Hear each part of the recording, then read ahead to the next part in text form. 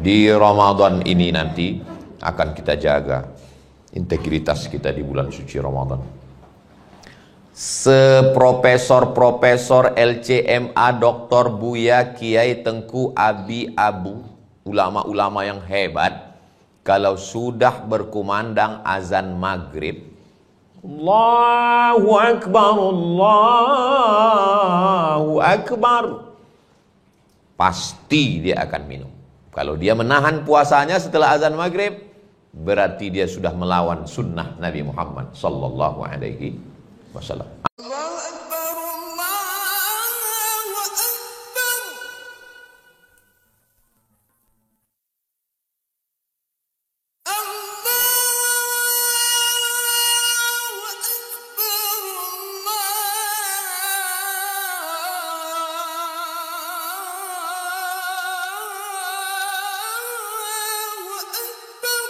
Assalamualaikum warahmatullahi wabarakatuh. Memang cantik burung balam, burung hinggap di tengah laman. Dari bunyi sambutan salam, nampaknya jamaah ini belum makan. Mudah-mudahan semuanya sehat walafiat. Amin ya rabbal alamin. Yang sama kita hormati Yang Mulia Bapak Ketua Pengadilan Tinggi Agama Pekanbaru beserta Ibu, Ketua Pengadilan Agama Bangkinang, Ibu Wakil Ketua, para pejabat, fungsional, struktural, adik-adik yang sedang magang. Rupanya kalau baju ini merah itu magang, jadi peci saya merah pula. Hadirin hadirat yang besar tak dihimbau gelar, yang kecil tak dapat disebut nama, encik-encik, puan-puan, tuan-tuan, jemputan majelis, semua yang berhadir ini dimuliakan Allah Subhanahu wa taala. Amin ya rabbal alamin. Saya tengok di dada sebelah kanan Pak Ketua Pengadilan Tinggi Agama Pekanbaru itu ada kata integritas. Dan kemudian tema kita juga ditulis integritas. Puasa berkualitas, memperkuat integritas. Jadi wama adraka ma integritas. Apa itu integritas itu?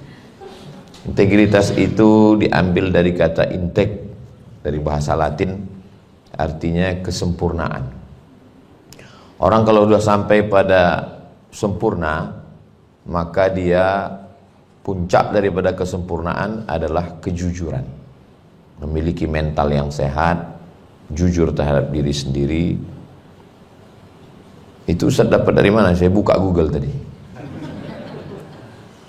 Bahasa simpel sederhananya jujur. Jadi memang kita selalu menggunakan kata-kata yang unik supaya mudah diingat dan lebih keren. Sama macam misalnya kalau ditanya, anak ibu sekolah di mana? Di pesantren. Orang anggapnya biasa. Tapi kalau anak bapak sekolah di mana? Islamic boarding school. Lalu itu juga. Satu yayasan lagi. Itu. Tadi sarapan pagi pakai apa? Ayam goreng. Ya biasa aja. Tapi kalau fried chicken, katanya. Padahal kualinya sama. Minyaknya minyak jelantah juga. Jadi selalu istilah itu. Ya enggak masalah. Yang penting faham dia dengan istilah itu. Yang sampai ketika kita ditanya integritas itu apa? Ya pokoknya integritas lah. Nah, itu. Jadi bicara tentang kejujuran, maka di antara 5 rukun Islam itu, syahadat, sholat, zakat, puasa, haji, semuanya itu menanamkan kejujuran. Misalnya syahadat, asyhadu an la ilaha illallah. Orang ketika dia sudah bersyahadat, dimanapun dia, kapanpun, jabatan, apapun profesi, berarti dia bertuhan dengan Allah, dan Allah memperhatikan dia. Kalau jujur mulut dengan hati perbuatannya, maka orang itu disebut dengan shadiq, jujur. Lawan daripada jujur adalah munafik. Munafik itu akar katanya nifak. Nifak itu adalah terowongan yang pintunya 2. Satu pintu masuk, satu pintu keluar. Nanti panjang umur, sehat badan, mudah-mudahan kita bisa berhaji ke Baitullah. Di Mina itu ada gunung yang dilobangi, di atas itu ada tulisan tunnel, bahasa Inggris, Tunnel, tunnel. Di samping tunnel itu ada tulisan nafak, terowongan. Kenapa orang munafik itu disebut dengan terowongan? Karena ada pintu masuk, ada pintu keluar. Cakapnya itu keluar masuk. Si fulan itu tak bisa dipegang cakapnya. Beda manusia dengan hewan, mohon maaf. Kalau orang yang dipegang itu cakapnya, kalau hewan yang dipegang itu talinya. Makanya kalau ada kawan yang tak bisa dipegang cakapnya, ikatlah dia pakai tali. Ketika orang sudah mengatakan di mulutnya asyhadu alla ilaha illallah, maka mesti sesuai antara perbuatan dengan ucapan. Orang yang sejalan ucapan dengan perbuatannya itu disebut dengan orang yang berintegritas, jujur dia itu. Saya udah lama berkawan sama dia, sesuai cakapnya dengan perbuatannya, integritas. Ada orang membagi di dunia ini 3 jenis manusia. Orang Jepang itu sikit cakapnya, banyak perbuatannya. Orang Jepang itu cakapnya pendek-pendek aja. Arigato, ai. Jadi cakapnya sikit tapi perbuatannya banyak. Beda sama India. Kalau India perbuatan sikit, cakap banyak. Tapi orang Indonesia, lain yang dicakapkan, lain yang dibuat. Ini nanti sebelum diupload diedit dulu. Makanya dibuat pentas ini ke sini biar tidak kelihatan backgroundnya. Kalau tidak nampak nanti di kantor mana ini. Bapak Ibu yang dimuliakan Allah Subhanahu wa taala. Oke, habis syahadat, salat. Salat itu juga integritas. Orang salat sendirian, tidak ada CCTV, tapi dia tidak akan mau menggerakkan lebih dari 3 kali. Karena dia tahu dalam mazhab Syafi'i, bergerak di luar dari gerakan salat namanya harakah ajnabiyah, batal salat. Sendiri salat dalam ruangan, tidak akan mungkin matanya kemana-mana. Nah, ada pula cicak kawin. Karena dia dalam mazhab Syafi'i disuruh menengok tempat sholat. Kalau nanti Bapak Ibu melihat ada orang sholat matanya ke depan, itu mazhabnya Maliki. Karena dalam mazhab Maliki, fawalli wajhaka syatral masjidil haram, hadapkanlah wajahmu ke arah masjidil haram. Jadi wajahnya itu ke arah masjidil haram. Sedangkan kita, wajah kita tidak ke sana, dada kita yang ke Masjidil Haram, wajah kita ke bawah. Makanya dianjurkan untuk ke masjid itu jangan pakai baju yang ada tulisan-tulisan di belakang nanti sholat tarawih. Karena ada juga orang yang matanya ditengoknya, tertulis gitu, coblos nomor. Kau lawan politik apa tanggung? Jadi orang tidak akan mungkin jelalatan dari mulai takbiratul ihram sampai salam. Kenapa? Karena sholat mengajarkan integritas, kejujuran walaupun sendiri. Gatal betul kepala dia, sekali garu. Nggak akan diulangnya 3 kali, sekali. Gatal lagi, sekali. Gatal juga lagi, pergi ke apotik, beli obat gatal. Berarti berkurap. Begitulah orang kejujuran. Sholat, syahadat, sholat, zakat. Zakat juga kejujuran, integritas. Siapa yang punya kambing 40 ekor, maka wajib mengeluarkan 1 ekor kambing zakat. Dia berintegritas. Kebetulan kambing dia 39 ekor. Yang 1 hamil.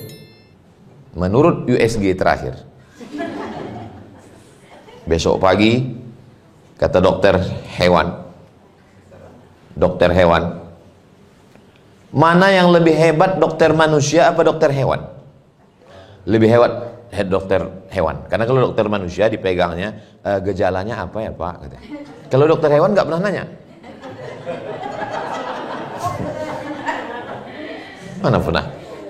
Adik-adik yang masih muda, nanti kalau kalian nikah, usahakan dari bulan 1 sampai ke bulan 9 itu 1 dokter saja. Karena kalau pindah-pindah dokter, tidak ada dokter khusus. Ada orang istrinya hamil, pas sampai masa melahirkan dia bingung mau ke dokter mana. Sampai akhirnya dia bawa aja. Sampai di tengah jalan mulai tengok tertulis Masuk ke dokter, katanya, Pak, istri saya bilang, mohon maaf, saya dokter hewan. Silakan fokus periksa pada satu dokter. Kemana tadi ceritanya? Nyasar kemana-mana. Tentang masalah zakat. Zakat juga mengajarkan integritas. Orang tidak akan mungkin mau curang. Menurut dokter hewan, besok Pak, jam 6 pagi, ini kambing Bapak ini sudah lahir. Kambing 39. Berarti jam 6 besok pagi, 40. Habis subuh itu, diteleponnya kawannya, dijualnya satu. Belilah kambing aku satu. Supaya apa? Kambingnya jadi 38. Kalau lahir jam 6, kambingnya tetap 39. Secara hukum fikih, datang petugas Badan Amil Zakat Nasional. Menurut prediksi kami, kambing Bapak sudah 40. Apa kata dia? Hitung aja sendiri. Pas dihitung, tetap 39. Loh, kok 39? Jam 5 tadi sudah dijualnya satu. Tapi dalam lubuk hati yang paling dalam dia tahu, dia sedang mempermain-mainkan hukum. Itu dalam fikih namanya fikih hilah namanya. Hilah. Sudah jadi bahasa kita berkilah. Saya tahu disediakan kursi untuk saya duduk. Cuman saya merasa lebih gagah kalau saya berdiri. Syahadat, integritas. Sholat, integritas. Zakat, integritas. Haji. Haji paling dalam integritasnya. Ketika sudah dipakai kain ihram, kapal lewat di bukit namanya Yalamlam. Kita yang datang dari Indonesia itu berniatnya di atas bukit Yalamlam. Nanti diumumkan oleh pilot pesawat, ladies and gentlemen, kepala buku di stempelsman, all of our passenger, semua penumpang, kita sedang melewati bukit Yalamlam. Berniatlah, disitulah kita berniat. Labbaik Allahumma hajja.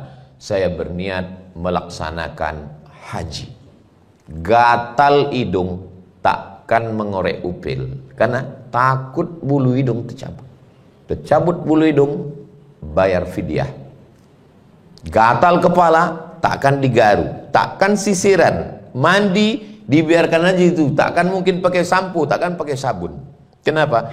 Takut melanggar larangan ihram. Apa yang sedang ditanamkan? Integritas. Kalau secara logika akal, hidung-hidung kita, bulunya punya kita. Bukan mencabut bulu hidung kawan. Mana ada orang dirugikan? Tapi kita sedang mengikut aturan Allah, integritas.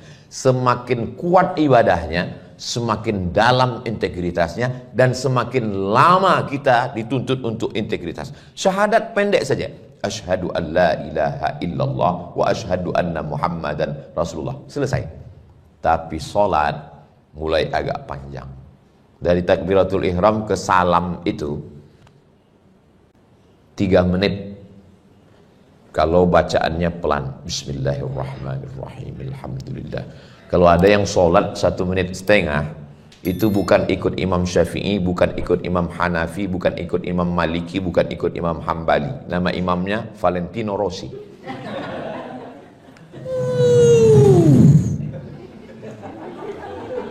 Saya sudah ukur sependek-pendek sholat 1 rakaat 1 menit. Allahu akbar kabira walhamdulillahi katsiran wa subhanallahi bukratan wa asila wajhtu wajhiya lilladzi fatara as-samawati wal arda hanifan musliman wa ma ana minal musyrikin inna salati wa nusuki wa mahyaya wa mamati lillahi rabbil alamin la syarika lahu wa bidzalika umirtu wa ana minal muslimin. Bismillahirrahmanirrahim. Alhamdulillahi rabbil alamin arrahmanir rahim maliki yaumiddin iyyaka na'budu wa iyyaka nasta'in ihdinas siratal mustaqim siratal ladzina an'amta 'alaihim ghairil maghdubi 'alaihim waladdallin amin. Bismillahirrahmanirrahim. Qul huwallahu ahadun illahus samad lam yalid wa lam yulad wa lam yakul lahu kufuwan ahad. Allahu akbar. Subhana rabbiyal azim wa bihamdi, subhana rabbiyal azim wa bihamdi, subhana rabbiyal azim wa bihamdi. Sami Allahu liman hamidah. Rabbana lakal hamdu mil'us samawati wa mil'ul ardi wa mil'u ma syi'ta min syai'in ba'du. Allahu akbar. Subhana rabbiyal a'la wa bihamdi, subhana rabbiyal a'la wa bihamdi, subhana rabbiyal a'la wa bihamdi. Allahu akbar. Rabbighfirli warhamni wajburni warfa'ni warzuqni wahdini wa'afini wa'fu anni. Allahu akbar. Subhana rabbiyal a'la wa bihamdi, subhana rabbiyal a'la wa bihamdi, subhana rabbiyal a'la wa bihamdi. Pas 1 menit. Saya kalau ngomong itu saya praktekkan, karena kita bicara integritas ini. Jangan sampai sholat itu 1 rakaat 1 menit, alah ngomong aja itu. Ini kita bicara di depan orang-orang yang berintegritas. Ustadz, tahu dari mana para pegawai pejabat ini berintegritas? Kelihatan itu hatinya memancarkan kebahagiaan sesuai dengan wajahnya. Dari senyumnya kita tahu orang itu bahagia atau tidak. Ini kalau saya lihat ini dari senyumnya yang lepas, ini orangnya bahagia semua. Karena pernah saya ceramah di satu tempat, saya pancing pakai pantun, senyumnya itu nggak lepas, senyum itu pendek aja. Kalau ini memang betul-betul bahagia. Bahagia itu letaknya di tangan, di kaki, di mata, di kepala atau di hati? Di hati. Dari hati itulah dia akan memancar ke mata dan ke telinga, ke mulut, ke senyuman, ke tawa, ke cara bersalaman, dan lain sebagainya. Ini semuanya pentingnya. Sholat, tapi tidak lama. 2 menit, 10 menit. Habis itu salam. Assalamualaikum warahmatullahi. Assalamualaikum warahmatullahi. Haji agak lama sedikit. Tanggal 8 hari Tarwiyah, tanggal 9 hari Arafah, tanggal 10 wukuf. Tanggal 8 Tarwiyah, 9 Arafah, 10 Nahar, 11, 12, 13 Tasyrik, 6 hari. Makanya pejabat-pejabat itu hajinya tidak lama. Berangkat tanggal 8 dari Jakarta, turun di Jeddah, langsung ke Arafah tanggal 9, tanggal 10 malam ke Musdalifah, 10 pagi ke Mina, 11, 12 pulang. Kita yang pergi haji 40 hari, menunggunya 30 tahun. Store 2025, berangkat 2055, meninggal 2054. Kenduri tiap tahun. Pas tahun keberangkatan, orang takziah. Bayangkan itu lamanya ibadah haji itu 8 hari 8 malam, mandi tidak pakai sabun, takut sisiran, takut pakai parfum, takut nyangkut daging onta di gigi, takut mencabut duri dari batang kurma. Yang hobi berburu, nembak, nangkap burung, di Makkah ditengoknya lah begitu banyak burung merpati. Tapi semangat berburunya hilang. Kenapa? Karena tidak boleh membunuh binatang, tidak boleh menikah, tidak boleh menikahkan. Integritas 6 hari. Tapi yang paling panjang integritas adalah di bulan suci Ramadan. Syahadat, sholat, zakat, puasa, haji. Di puasa inilah integritas itu ditanamkan, kejujuran paling panjang. Masuk jam 12.30 menurut waktu Indonesia Barat, Riau, waktu zuhur. Semua pegawai, karyawan, perusahaan, BUMN masuk ke toilet untuk mengambil wudhu. Kunci pintu toilet, tak ada CCTV, tak ada Inspektorat Jenderal, tak ada BPK, tak ada KPK. Melihat air dalam bak macam cincau.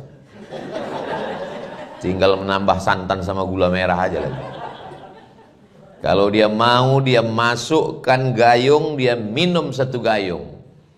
Dia masukkan kepalanya ke dalam. Pas mau keluar dari toilet itu, keringkan bibir, miringkan kepala. Tak ada yang tahu. Tapi tidak ada satupun muslim yang mau melakukan itu. Kenapa? Dia sedang dididik kejujuran, integritas.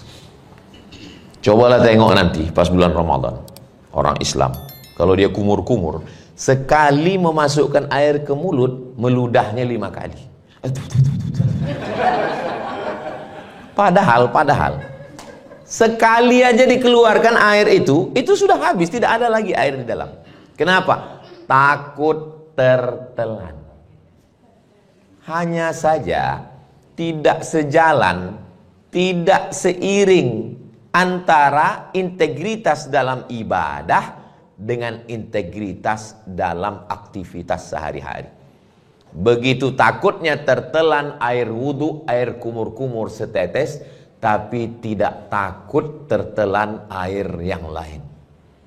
Air korupsi, air nepotisme, air yang lain-lain. Alhamdulillah air-air itu sudah tidak ada lagi sekarang karena efisiensi. Air galon pun sudah tak ada lagi. Bapak Ibu yang dimuliakan Allah Subhanahu wa ta'ala. Kalau cerita tentang kejujuran, itu kan Nabi Muhammad, Pak Ustadz. Itu kan Abu Bakar, Umar, Utsman, Ali, Tolhah, Zubair, Aisyah, Ruqayyah, Ummu Kulthum. Itu kan orang-orang hebat penghuni surga, wali-wali Allah. Di zaman sekarang masih ada orang berintegritas. Saya pulang dari rumah sakit Arifin Ahmad. Pulang dari Arifin Ahmad, pagi-pagi di jalan Patimura. Dari jalan Patimura itu ditanya orang, Ustadz dari mana? Saya bilang, saya menjenguk ada pegawai kantor gubernur yang sakit. Oh, Bapak Anu Pak Ustadz. Iya, itu dulu kepala dinas tuh Pak Ustadz katanya. Terus waktu dia kepala dinas dulu Pak Ustadz, kata jamaah ini, kesaksian dia langsung di warung lontong jalan Patimura. Waktu dia kepala dinas dulu Pak Ustadz, kami datang bawa duit 1 koper. Karena kami tahu anak dia sedang kuliah di Australia, dia perlu banyak duit dolar. Lalu kami bilang sama dia, Pak, kasihlah proyek itu ke kami, ini duit. Apa kata dia?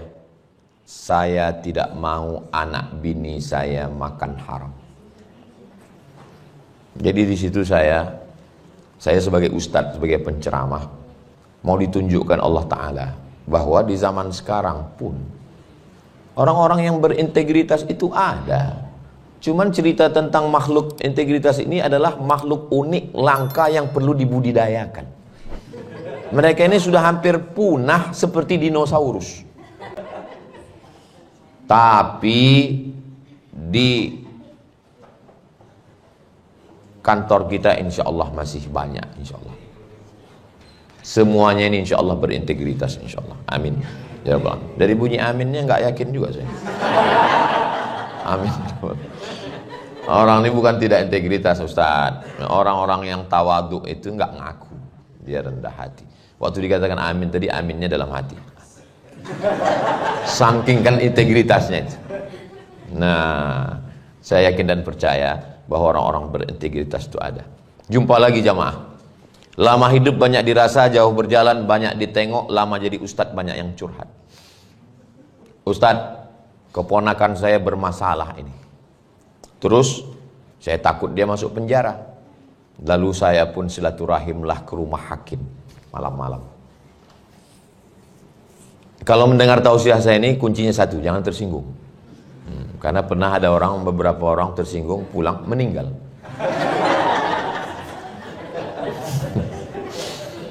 Datanglah kami Pak Ustadz ke rumah hakim itu menawarkan duit. Apa kata dia? Saya tidak mau anak bini saya makan haram.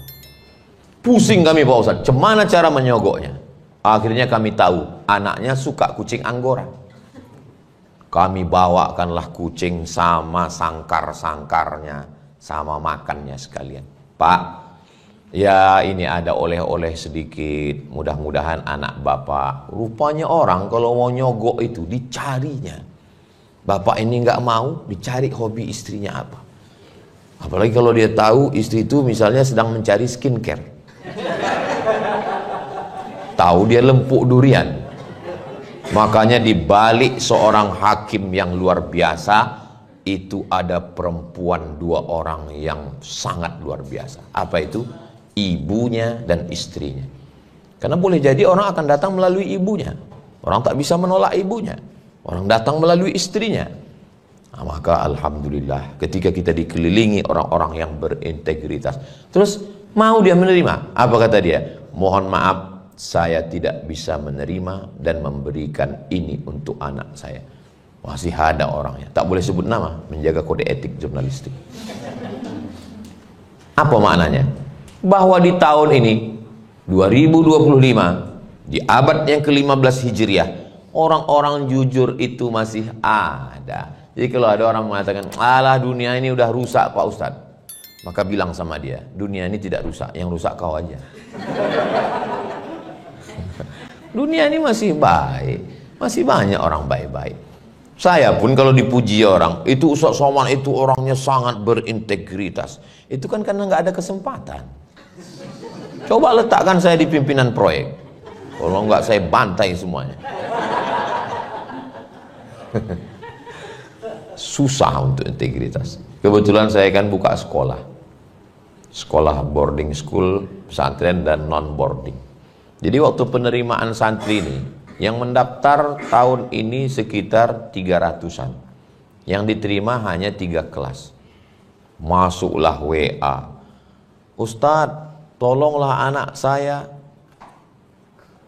Mau diterima, nilainya tak cukup. Mau tak diterima, kita nanti jumpa sama dia tak enak hati. Jadi macam manalah cara saya mengelak dan menyelamatkan diri saya. Maka cara saya menyelamatkan diri saya, semalam begitu saya masuk ke mobil, langsung datang satu orang. Ustadz, kemarin anak saya daftar kok nggak lulus, katanya. Mati saya ini. Alhamdulillah dapat saya jawaban. Saya bilang begini, masalah penerimaan sudah saya serahkan semua ke ustazah, dan saya tidak ikut campur masalah itu, Bu.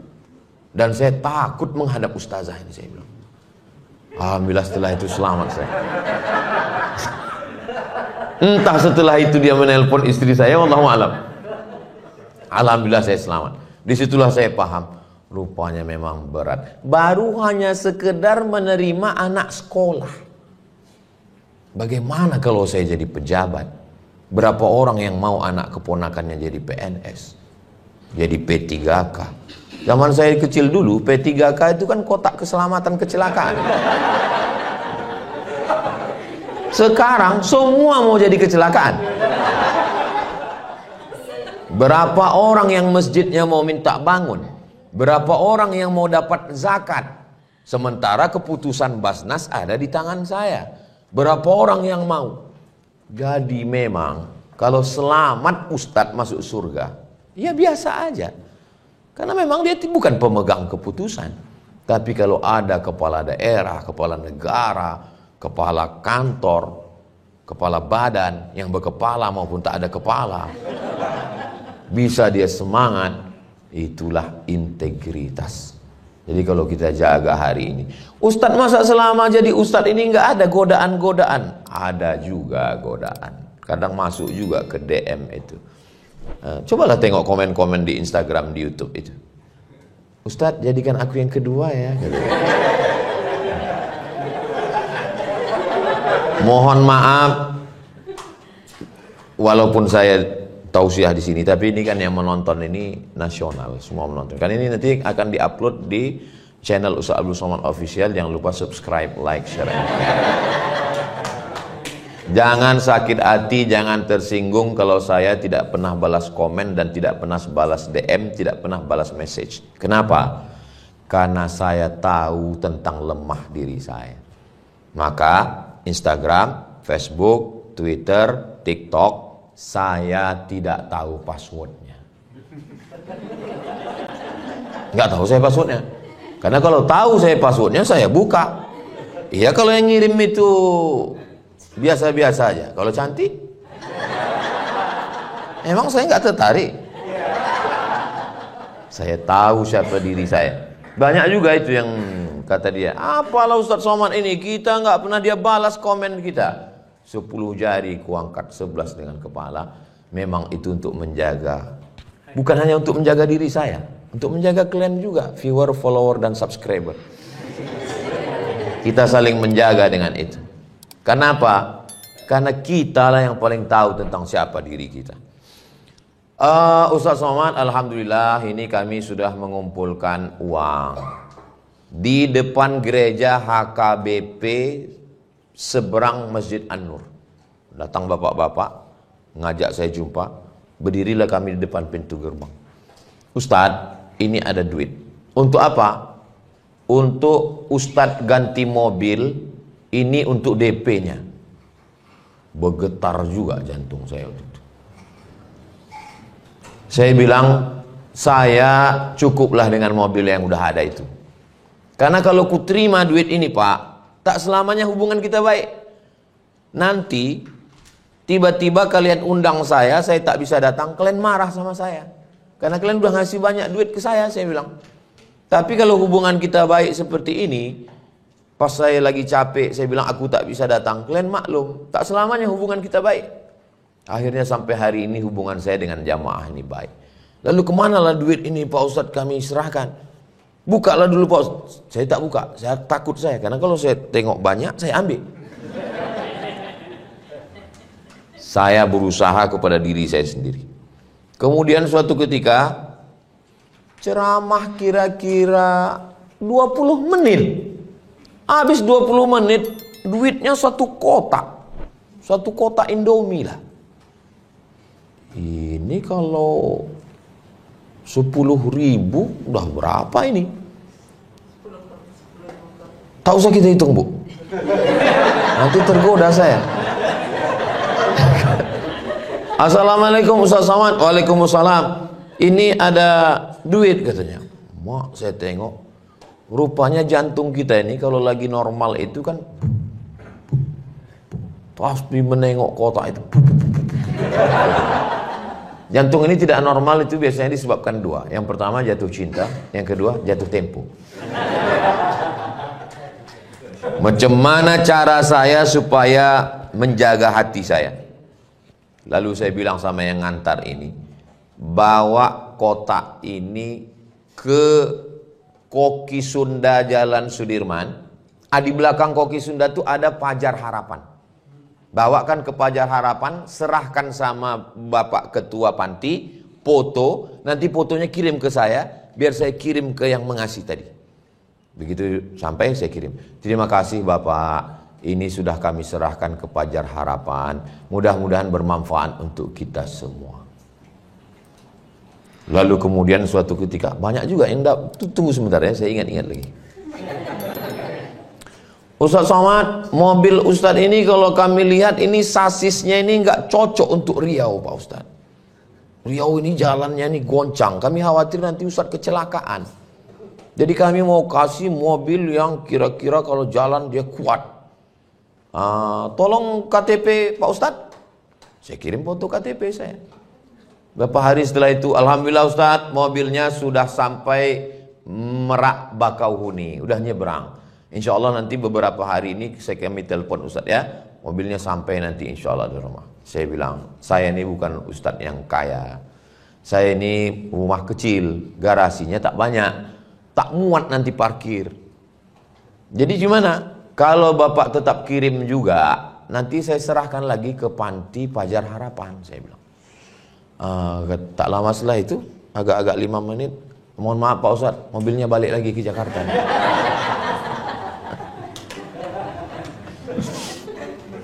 Memang berat.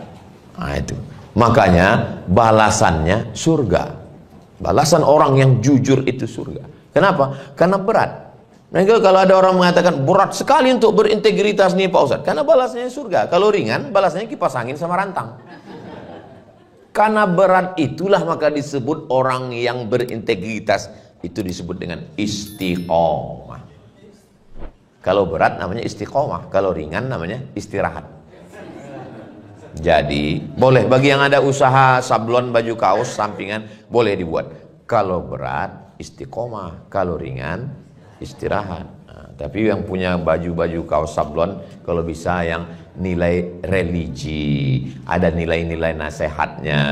Supaya apa? Supaya semua jadi nasihat. Saya semua mau, seperti saya masuk ke kantor ini tadi, itu tulisan yang ada di dinding-dinding itu semuanya bernilai nasihat. Itu yang ada di bawah-bawah itu semua saya tengok. Oh, jadi setiap kata yang tidak nasihat. Sampai yang di bawah-bawah lampu di bawah kipas angin pun nasihat.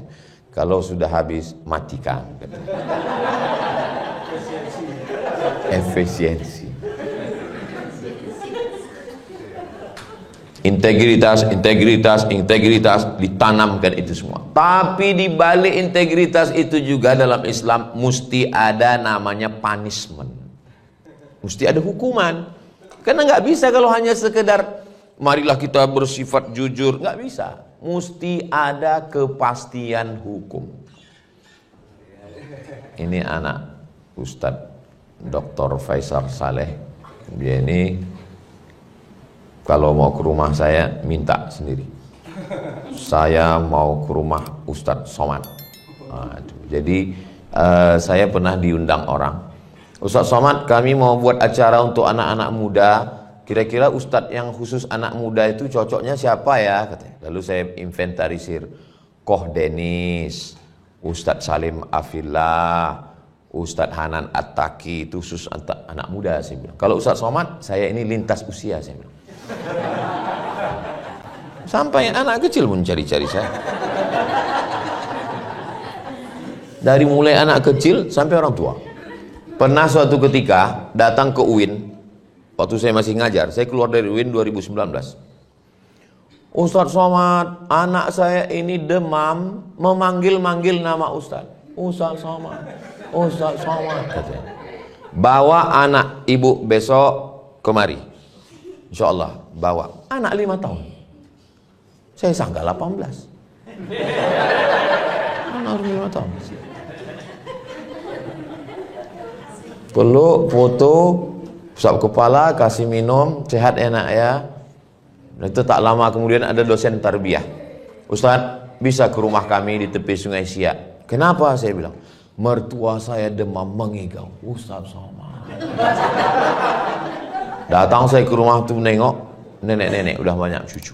Alhamdulillah yang selama mengalami yang begini cuma 2. Kalau tak anak-anak, nenek-nenek. Belum pernah anak gadis lagi. Untuk menguji integritas saya juga itu. Waktu saya naik pesawat, saya beli tiket pesawat ini memang ekonomi. Tak pernah saya beli bisnis. Ekonomi. Tiba-tiba datang satu orang pakai jas, pakai dasi. Dia bilang, Ustadz Somad pindah ke bisnis. Jadi kalau Bapak Ibu lihat nanti, mana tahu kita jumpa di pesawat, saya duduk di bisnis, itu karena syafaat itu. Syafaat orang berdasi tadi. Agak-agaknya begitulah nanti kita di ekonomi itu di neraka jahanam, kemudian ditarik ke bisnis, masuk ke surga Jannatul Firdaus. Setelah masuk duduk, dia cerita, Ustadz Somad, saya sudah lama ngefans dengan Ustadz. Dalam hati saya, wow. Tapi tidak saya tunjukkan, saya pura-pura kalem aja kan. Saya selalu nonton ceramah Ustadz kata dia. Sama lah tadi waktu protokol cerita, saya kan pura-pura. Ya. Tapi dalam hati saya, maka saya pegang hidung saya, udah mulai mengembang deh.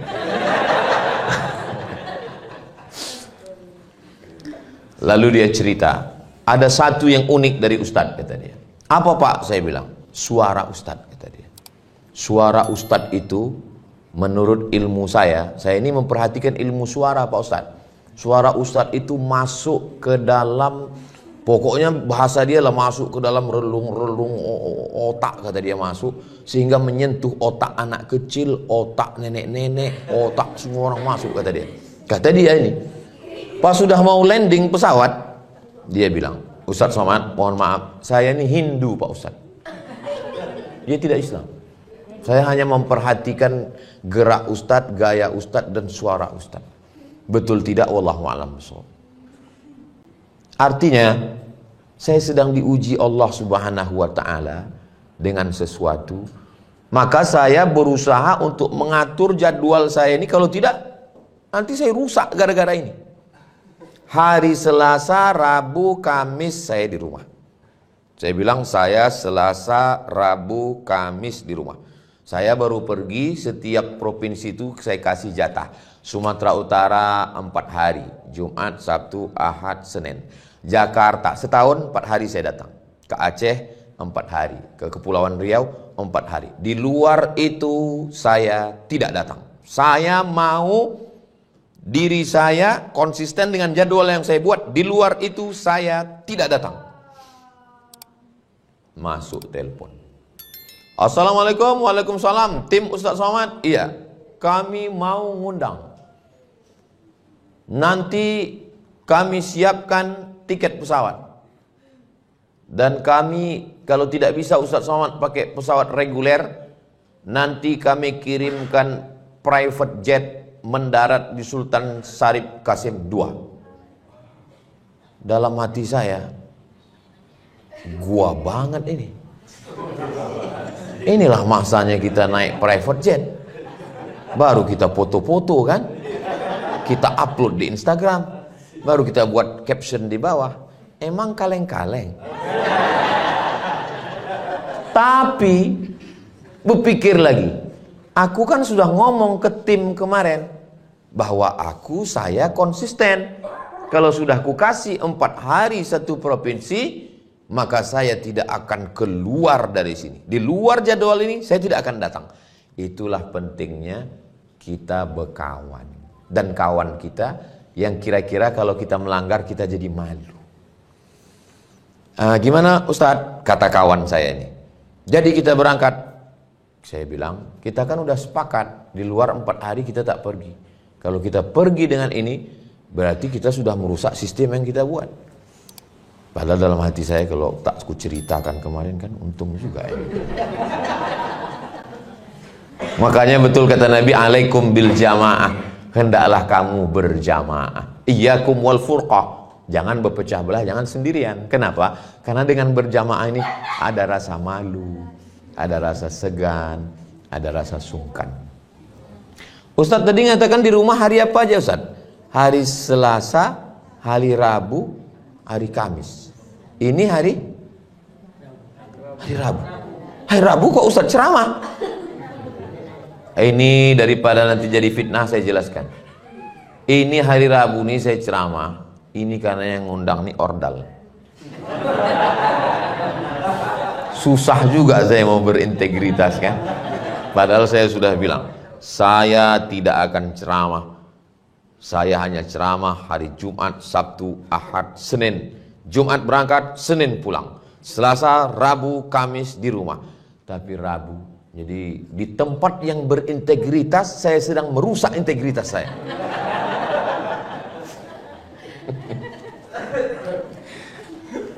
Itu perlu saya ceritakan di sini supaya apa? Jangan ada dusta di antara kita. Nanti mana tahu ada. Alah Ustaz Somad itu ngomong aja itu integritas katanya nggak mau keluar hari Selasa, Rabu, Kamis. Itu buktinya kemarin ada rekamannya. Itu lain, itu dakwah menyambut Ramadan. Pandai kalian lah menolong saya.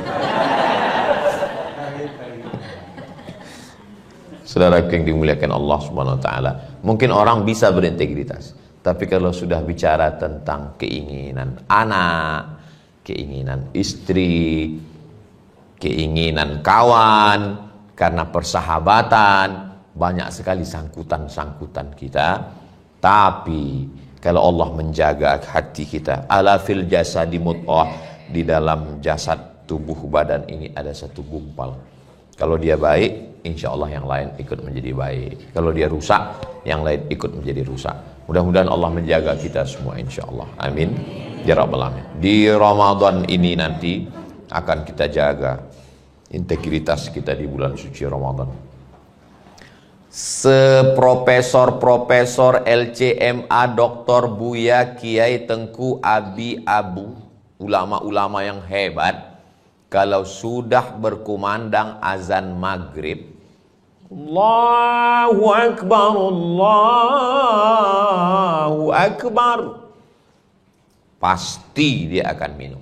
Kalau dia menahan puasanya setelah azan maghrib, berarti dia sudah melawan sunnah Nabi Muhammad sallallahu alaihi wasallam. Apa itu? Integritas.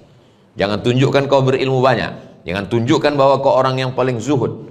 Kalau sampai ada orang melaksanakan puasa 2 hari 2 malam lewat 1 malam, bid'ah, dhalalah, mungkar, melanggar aturan sunnah Nabi Muhammad sallallahu alaihi wasallam. Sehebat-hebatnya orang, setakwa-takwanya orang, kalau sudah azan subuh, Allahu Akbar, stop.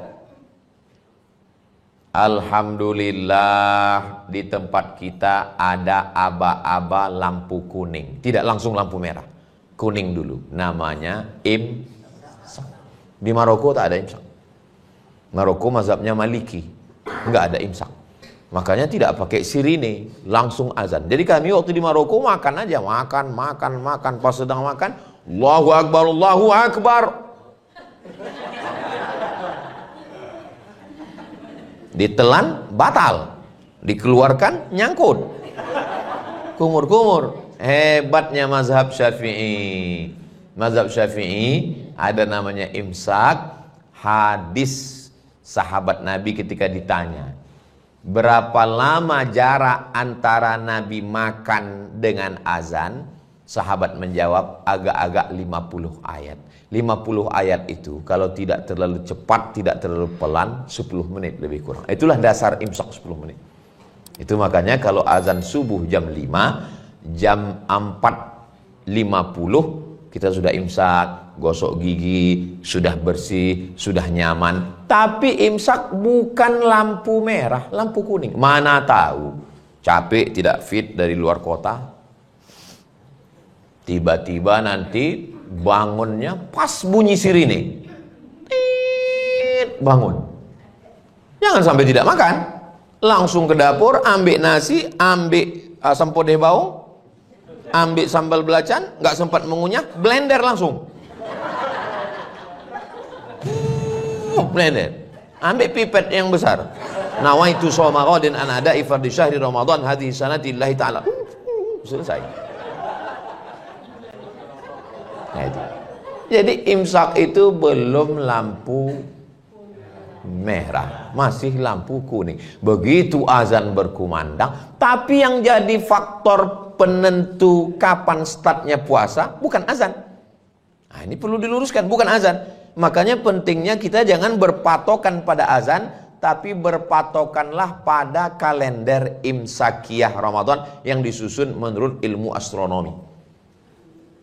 Saya beberapa kawan yang orang Bangkinang, orang Kampar, waktu dengar RRI Pekanbaru, Allahu Akbar, dia tak mau makan. Lalu saya tanya, kenapa tak makan? Karena dari dulu kami biasanya makannya pas hayya 'alas shalah. Jadi rupanya kalau Allahu Akbar di Pekanbaru, itu di Bangkinang belum. Menurut waktu, pas hayya 'alas shalah di RRI Pekanbaru, baru di sini masuk. Artinya apa? Begitulah takutnya. Padahal muazzinnya sama, azannya sama. Karena ada perbedaan waktu, integritas. Bagaimana kita dijaga. Begitu juga. Tapi yang namanya manusia ini lupa. Jam 6 sore, laki-laki bapak-bapak mulai membawa sepeda motor untuk tawaf keliling mencari takjil buka puasa. Kalau istrinya bertanya, "Acu nak kemana?" "Jangan kau tanya kemana aku pergi." Menunggu azan maghrib berkumandang, berkeliling. Begitu sampai azan maghrib berkumandang, yang mulai ada cendol, ada kopi indak betulang, padahal ada juga tulangnya di dalam. Mulailah asam podeh, asam baung, asam masam, segala asam semua sudah ada. Begitu azan berkumandang, Allahu Akbar, Allahu Akbar.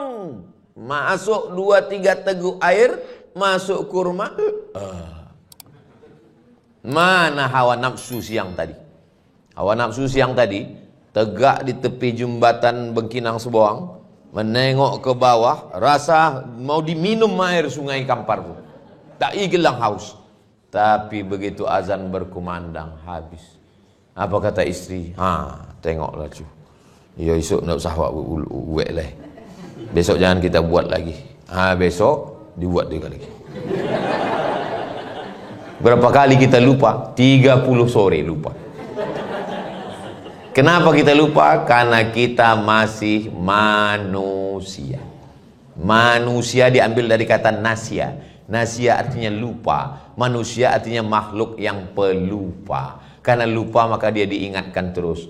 Tahun lalu sudah ada Ramadan, iya. Ini kok ada Ramadan lagi? Karena lupa. Nanti di bulan Syawal ada lagi namanya puasa 6. Nanti di bulan Zulqa'dah ada lagi namanya puasa Ayyamul Bait 13, 14, 15. Nanti masuk lagi, ada lagi namanya puasa Nabi Daud, sehari puasa makan sehari. Ada puasa Senin Kamis. Puasa Nabi Daud, puasa sehari makan sehari.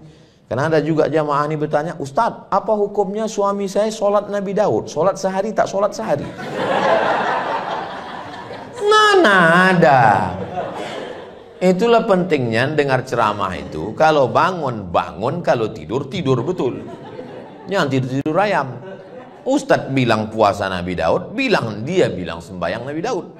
Sembahyang Nabi Daud itu fi jaufil lail, tengah malam. Tadi saya mulai tausiah ini jam 2. Sekarang sudah jam 3 kurang 10. Jadi rupanya kalau kita ngomong ceramah di depan orang yang hatinya tenang, itu nggak terasa waktu itu berlalu cepat. Saya yakin kalau ada di antara bapak yang penceramah atau motivator, paham dia cakap saya ini. Ngomong kita di depan orang yang dia suntuk, itu kita pun ikut suntuk. Saya pernah ceramah, rasanya ceramah itu lama sekali, macam tak bergerak jarum jam. Kapan itu? Ceramah menunggu buka puasa. Makanya saya kalau diundang, dimanapun kalau ada orang ngundang, Ustadz datang ya acara buka bersama, tak mau saya. Obat saya. Dia pun nengok kita, menggaruk-garuk kepala, menunduk, main-main HP. Selesai acara ceramah, apa kita bilang? Saya tadi Pak, waktu ceramah menjelang berbuka tadi, lama kali saya rasa. Apa kata jamaah itu? Kami yang menunggu lebih lama lagi Pak Ustaz. Tapi hari ini alhamdulillah saya rasa waktu begitu cepat berlalu. Saya biasa di mana-mana ceramah itu memang 1 jam. Tapi karena saya tengok botolnya kecil, ini kalau begini setengah jam aja. Ini mungkin efek dari efisiensi juga.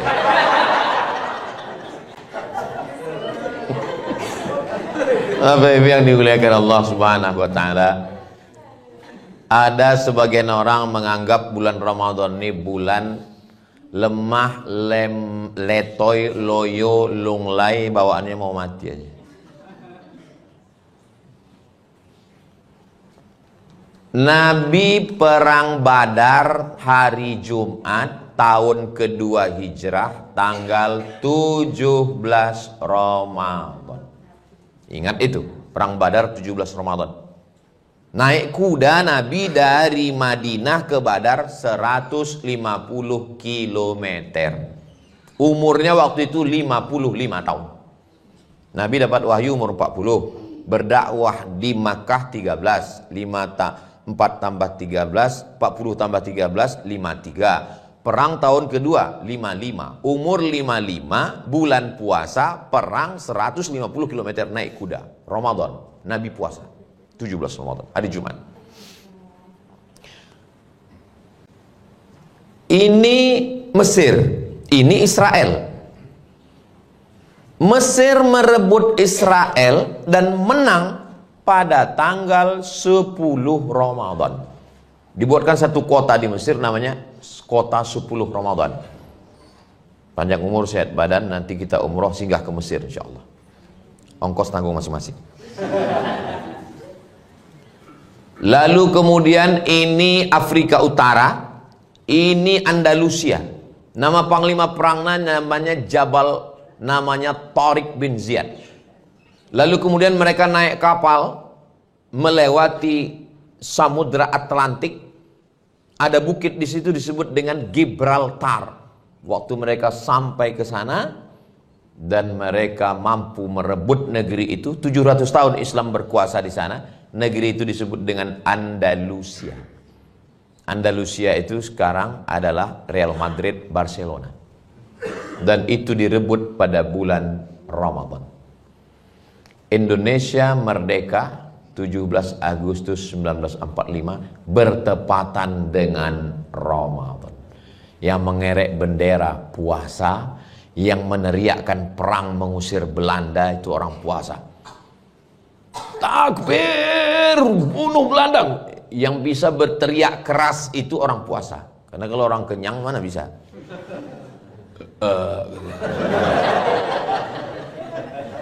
Indonesia ini merdeka karena orang yang berpuasa. Jadi jangan sampai nanti di siang Ramadan ada orang-orang yang tertarik mau masuk Islam gara-gara nonton YouTube. Lalu kemudian dia nyoba-nyoba, cobalah dulu cemana orang Islam. Makin besar masjidnya, makin tebal karpetnya, makin dingin AC-nya, makin banyak korban Israel bergelimpangan di siang Ramadan. Buka pintu masjid raya, Masjid Agung, tengok bergelimpangan. Pakai baju seragam pula tuh.